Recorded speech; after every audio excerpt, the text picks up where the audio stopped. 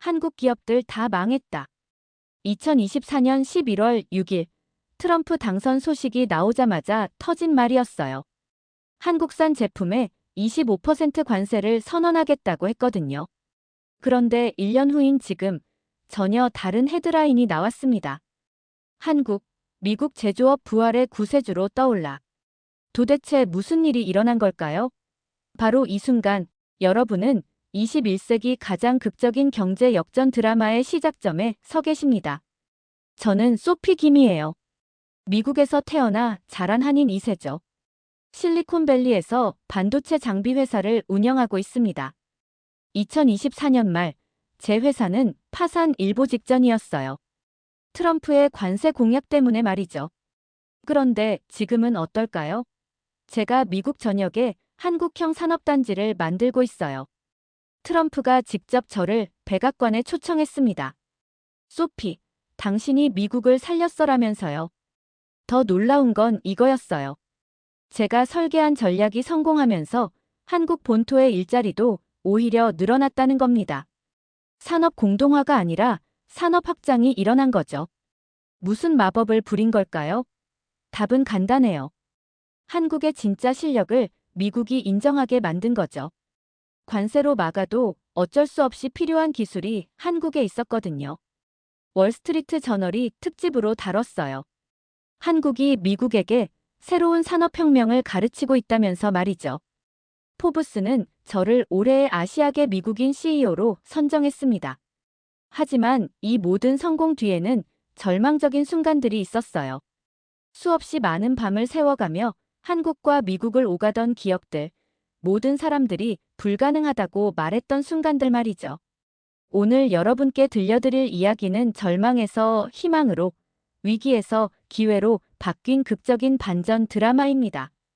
어떻게 한국이 미국을 두 번째 내수 시장으로 만들었는지 그 놀라운 과정을 직접 겪은 당사자가 생생하게 전해드릴게요.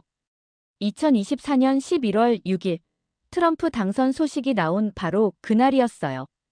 저는 캘리포니아 사무실에서 악몽 같은 전화를 받았습니다. 소피, 우리 끝났어. 관세가 25%라고. 한국 파트너사 정우진 대표님의 떨리는 목소리였어요. 이미 이익률이 5%도 안 되던 우리 회사에겐 사형 선고나 다름없었죠. 당장 내일부터 적자가 나는 구조였거든요. 더 충격적인 건 그 다음이었습니다. 직원들이 하나둘 제게 찾아와서 말하더군요. 사장님, 이력서 써도 될까요? 다른 회사에서 연락 왔는데요. 사장님, 정말 회사 문 닫는 건가요? 200명 직원을 거리에 내몰아야 하는 상황이었어요. 20년간 쌓아온 모든 게 하루아침에 무너지는 기분이었습니다. 특히 한국에서 온 엔지니어들 얼굴을 볼 수가 없었어요. 그런데 그때 이상한 생각이 들었어요. 정말 모든 게 끝일까? 전 세계가 한국을 포기할 때 역으로 더 깊숙이 들어가면 어떨까? 저는 밤새 숫자를 계산해 봤어요. 미국 반도체 장비 시장에서 한국 기업들이 차지하는 비중을 말이죠. 놀라운 사실을 발견했습니다. 중국은 대체재가 있지만 한국 기술은 대체가 불가능한 영역이 너무 많았어요. 한국에서 연쇄도산 소식이 들려왔어요. 수출 의존도가 높은 중소기업들이 줄줄이 문을 닫고 있었죠. 경기도 안산의 공단이 텅 비어가고 있다는 뉴스도 나왔어요. 이번엔 정말 외환위기보다 더 심각할 수도 있어요. 한국 제조업의 종말이 시작됐다고 봐야죠. 경제 전문가들의 암울한 전망이 계속 나왔어요. 한국은행이 긴급 대책회의를 열었다는 소식도 들렸습니다. 하지만 저는 다른 것을 봤습니다. 전 세계가 떠날 때 남을 수 있는 건 진짜 기술력이었거든요.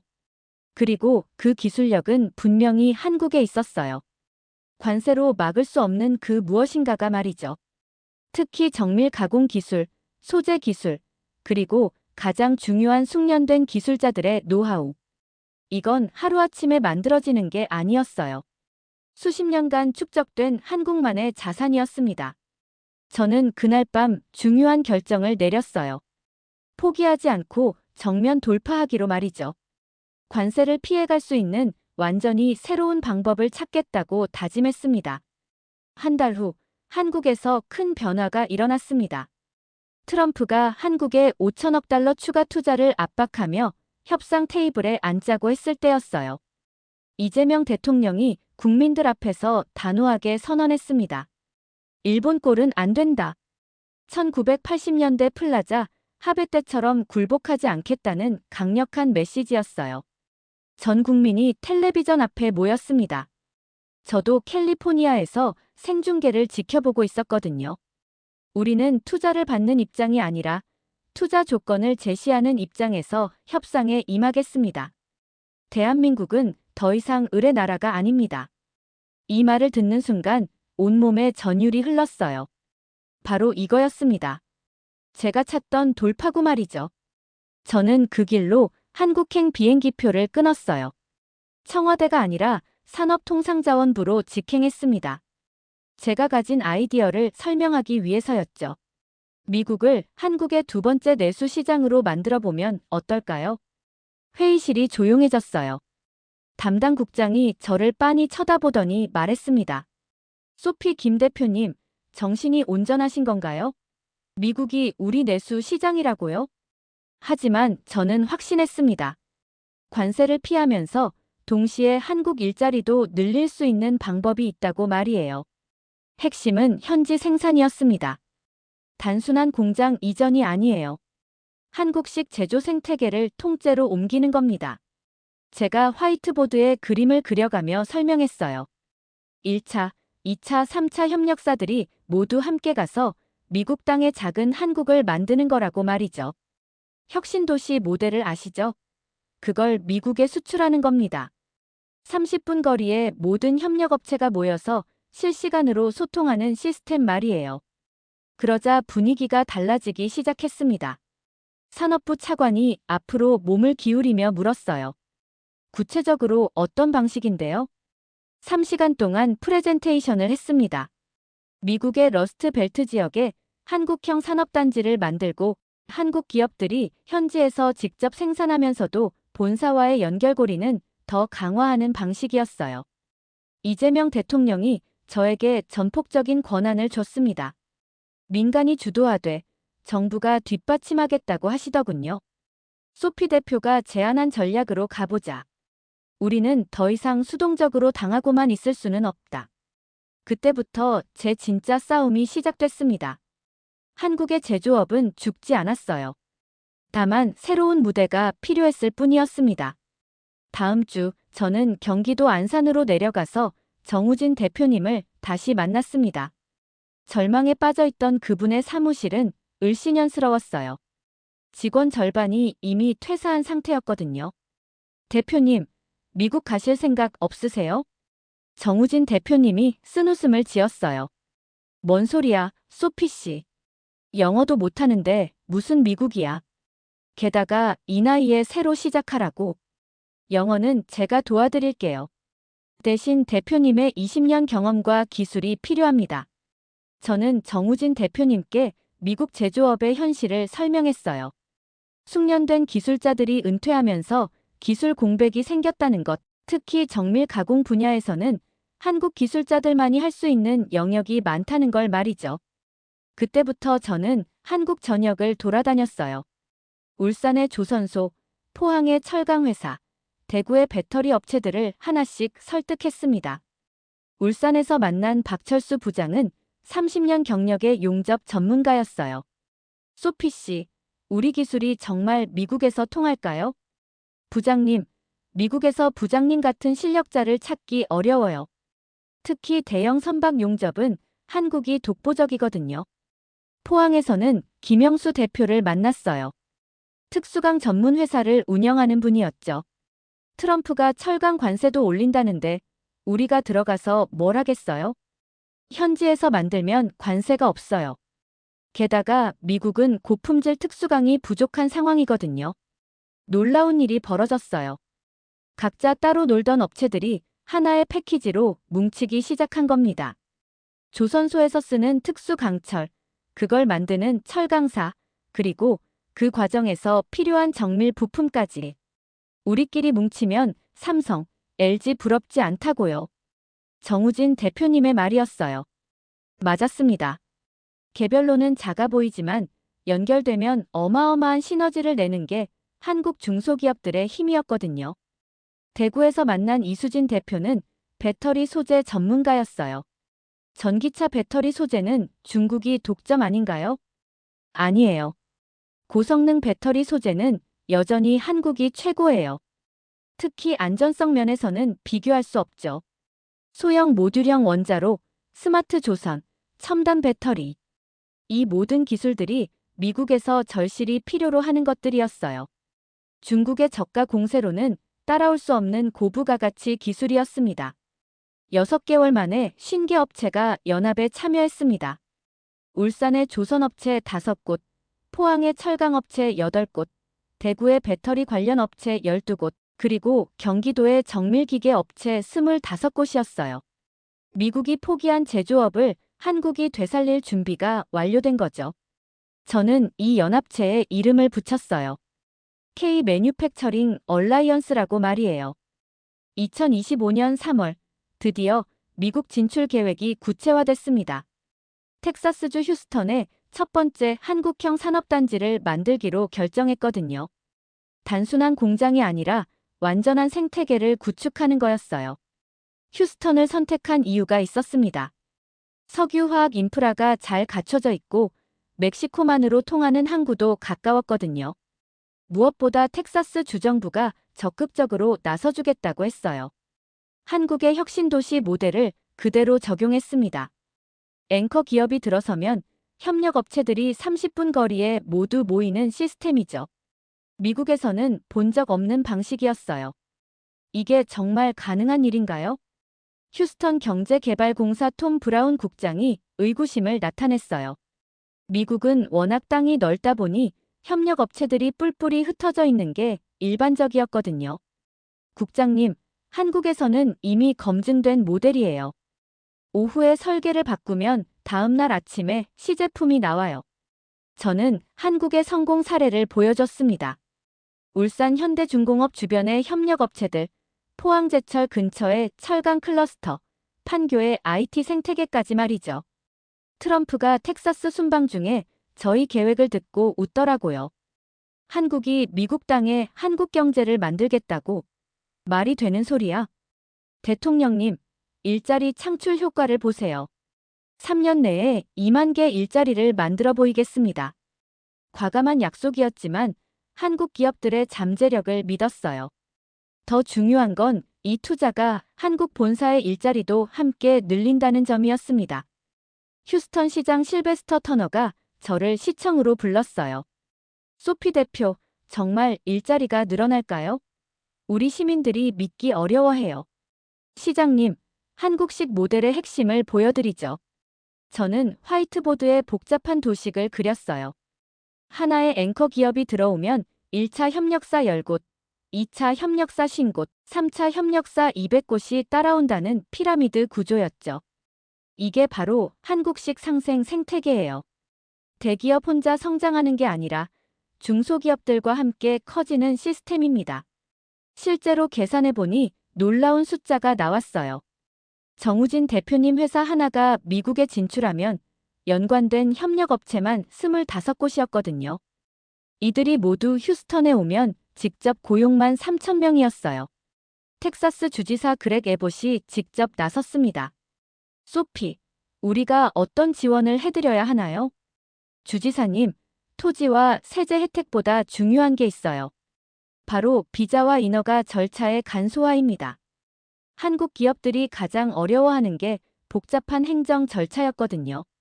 미국에서는 공장 하나 짓는데도 수십 개 부처의 허가가 필요했어요. 한국에서는 원스톱 서비스가 있어요. 하나의 창구에서 모든 허가를 받을 수 있죠. 그래서 휴스턴에 한국식 원스톱 지원센터를 만들기로 했습니다. 한국 공무원과 미국 공무원이 함께 근무하면서 기업들을 도와주는 시스템이었어요. 미국을 단순한 수출 시장이 아니라 한국 경제의 또 다른 날개로 만드는 거였죠. 본사에서 연구 개발하고 미국에서 생산하고 다시 전 세계로 수출하는 글로벌 밸류 체인을 구축하는 것이었습니다. 2025년 5월 가장 큰 난관이 기다리고 있었습니다. 숙련된 한국 기술자들을 미국으로 보내는 일이었어요. 비자 문제가 발목을 잡았거든요. 미국 국무부에서 소환장이 날아왔어요. 헬렌 스콧 차관보가 제 맞은편에 앉아 차가운 미소를 지으며 말하더군요. 소피 김씨, 미국의 투자는 환영하지만 외국인 근로자는 다른 문제입니다. 외국인 근로자가 아니라 기술 멘토입니다. 저는 단호하게 대답했어요. 한국에서 온 기술자들은 단순 노동이 아니라 미국 현지 직원들을 교육하는 역할이라고 설명했습니다. 멘토라고 해도 결국 일자리를 빼앗는 건 마찬가지 아닌가요? 헬렌 스콧의 차가운 반응이었어요. 하지만 저는 준비한 자료를 꺼냈습니다. 차관보님, 이 자료를 보세요. 싱가포르는 연간 5,000명의 전문 인력 비자를 받는데 한국은 고작 수백 명입니다. 실제로 숫자를 비교해보니 말이 안 됐어요. 한국이 미국에 대한 기술 기여도나 투자 규모 면에서 싱가포르에 뒤지지 않는데도 불구하고 말이죠. 이런 불공정한 대우로는 제대로 된 기술 이전이 불가능해요. 미국 제조업 부활도 물 건너갑니다. 그때 저는 실물 증거를 준비했어요. 정우진 대표님과 박혜진 용접 장인을 직접 워싱턴으로 모셔왔거든요. 국무부 회의실에서 박혜진 장인이 현장 용접 시연을 보여주셨어요. 30년 경력의 노하우가 묻어나는 완벽한 용접이었죠. 참관한 미국 엔지니어들이 감탄사를 연발했어요. 오마이갓, 이런 용접은 처음 봤어요. 완전히 예술 작품이네요. 박혜진 장인이 통역을 통해 말씀하셨어요. 용접이요? 이건 눈과 귀가 아니라 손으로 듣는 거예요. 소리를 들어야 해요. 그 순간 회의실 분위기가 완전히 바뀌었어요. 헬렌 스콧도 할 말이 없어 보였거든요. 이런 기술을 가진 사람들을 왜 막으려고 하죠? 제 질문에 헬렌 스콧이 말문이 막혔습니다. 한국의 숙련 기술자들이 미국 제조업 부활의 열쇠라는 걸 인정할 수밖에 없었거든요. 정우진 대표님도 한마디 거들었어요. 저희는 일자리를 빼앗으려는 게 아니에요. 미국 젊은이들에게 기술을 가르쳐 주려는 거예요. 실제로 한국에서 온 기술자 1명이 미국 현지 직원 10명을 교육한다는 계획이었거든요. 결과적으로는 미국 일자리가 더 늘어나는 구조였어요. 3개월간의 치열한 협상 끝에 드디어 비자 쿼터가 확대됐습니다. 연간 3,000명의 한국 기술 멘토가 미국에서 일할 수 있게 된 거죠. 이건 단순한 비자가 아니에요. 한미 기술 동맹의 출발점입니다. 헬렌 스콧도 마지막에는 인정했어요. 한국의 제조업 기술 없이는 미국 제조업 부활이 불가능하다는 걸 말이죠. 2025년 8월 휴스턴 산업단지가 본격 가동에 들어갔습니다.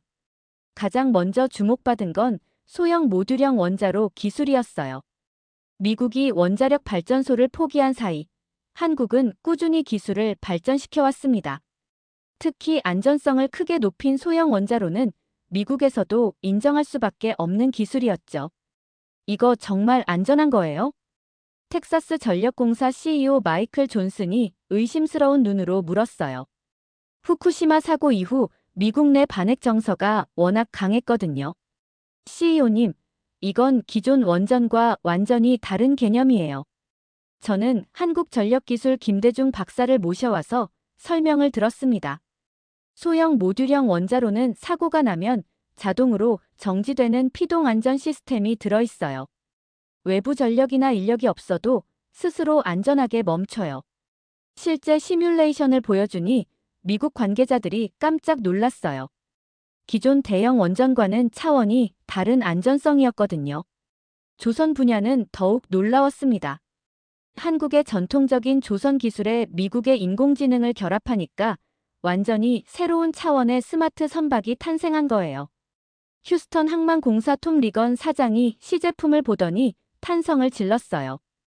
이건 단순히 배를 만드는 게 아니라 바다 위에 컴퓨터를 만드는 거네요.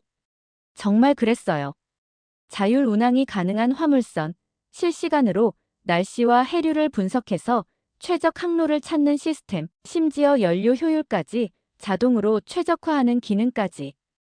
울산조선 박민수 상무가 자랑스럽게 설명했어요. 이 배는 스스로 학습해요. 운항할수록 더 똑똑해지는 거죠.